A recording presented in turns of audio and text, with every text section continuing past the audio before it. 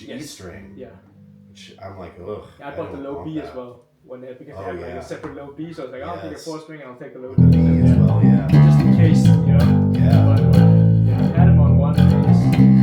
Not really the pick. Okay. So it's with fingers, I'm like, ah. You know? Right.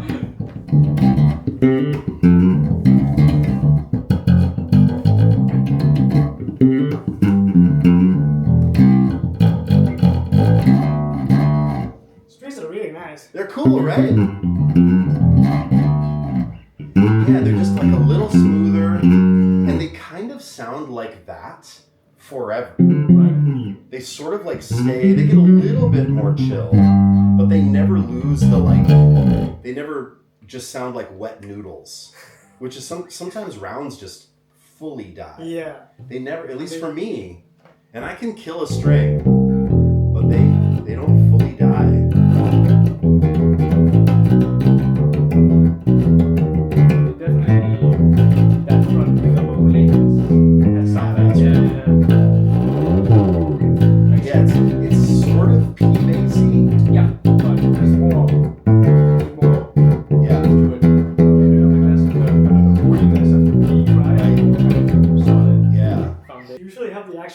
This low? Mm-hmm. Yeah. And it's pretty humid, so it's probably a little lower now than it usually is. Like the neck is kind of like straightened out a little bit, but yeah, I'm a pretty low. Like I would call my action like medium low. But also, Ivan, I think you play a lot. You definitely play a lot harder than I do. Like I think you pick harder. If I pick normally, like. Right. Around there. If I go like.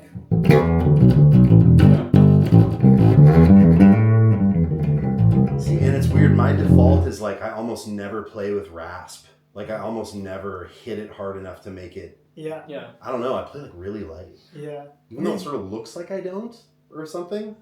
I mean, that's what I noticed because when you were playing, you didn't get any rattle. No. Right. Yeah. Yeah. But even if I. It's like, how soft? Yeah, how soft do I have to play? You just touch the string, it's like, ah! I'm more there. This is too quiet for me. But it has a different tone, of course. Yeah, it's a different sound. Yeah, right. Right, Yeah. Like, well, you can't, like, go on, That was horrible to do. Yeah. Really nice tone. I sure think so. I've gotten so spoiled with those pickups. It sounds like now I'm so used to it. And then if I play a P bass or a jazz bass, I'm like, Yeah. I don't like it as much. What I like is that it's bright, but not like you said, not like piercing bright. No, and it's bright in a different register of the top end. It's like a little lower in the spectrum where the bright happens, where a jazz bass is really like like crispy bright. Sizzly, yeah. This one is more belly or something. In fact, Spencer won't let people, if people want to check out a jazz bass, but they reach for something with those pickups first, like in the showroom, he's like, don't play the T pickups first, because they're so much hotter, and they will ruin you. Like if you play it first and then you play a jazz, you're like, ooh, this jazz bass sounds terrible. Right. Yeah. You know. So this is of course your signature run of Mike Lull. Yes. What's different on this than on a traditional bass that you can get from like what's different about this than a typical like Mike Lull jazz bass? Yeah. Okay, so we designed this with some really specific goals in mind.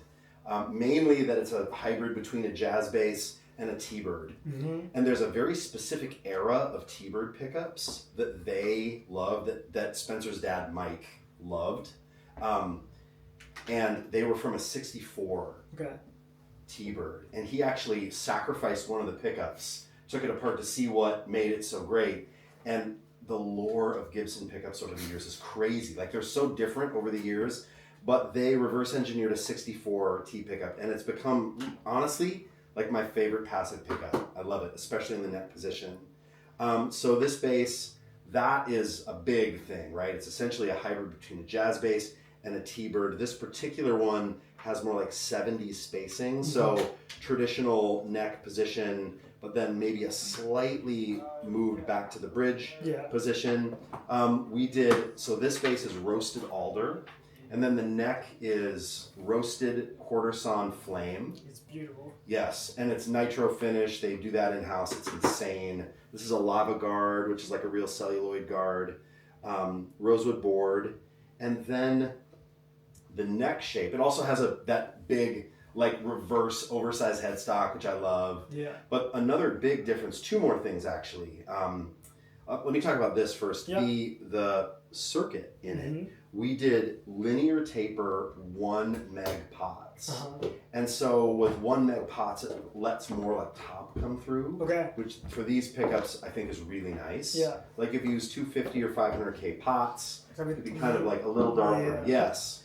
And then I believe we just use a standard 47 cap for the tone, but linear taper also means that you can blend them together a little bit better. You know, like on a typical jazz bass, if you move a knob, it's almost like a switch. Yeah, like a big gun, right? Yeah, this one actually blends a little better with the linear tapers. And then the other thing is the neck. We worked on the neck. The neck is amazing. So it's 1.55, so it's slightly wider than a jazz bass, and I can't remember the depth, but it's 0.8 something. Yeah, it's a C, but it has a little bit of meat in the hand, and then it doesn't actually get that much wider as it comes up. Yeah.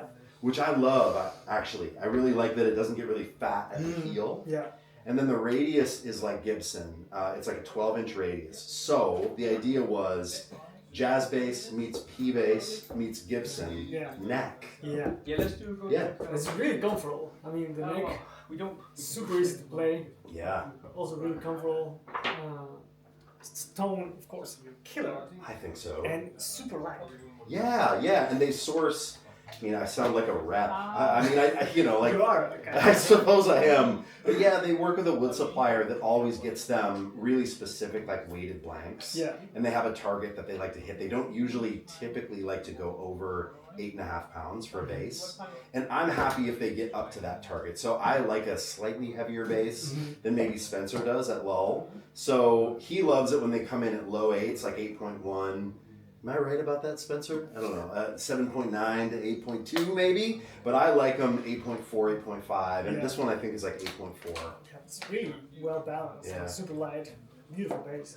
Thanks, man. Is this your favorite ones? The ones that you have? Yeah, it probably is. We did that. This was batch number 4 that we did. We did 6 of these. They're called the heirloom models, and they're essentially like distressed finishes. And the way, I mean, it's just hard to even describe how much time goes in. Like every single screw, every spring of every piece of hardware they age. They spend so much time on the finish, on the neck, and I don't know. I think they're doing the like aged finish better than anybody in the game. Anybody. Great bass. Thank you. Thanks, dude. Yeah, thanks for checking it out.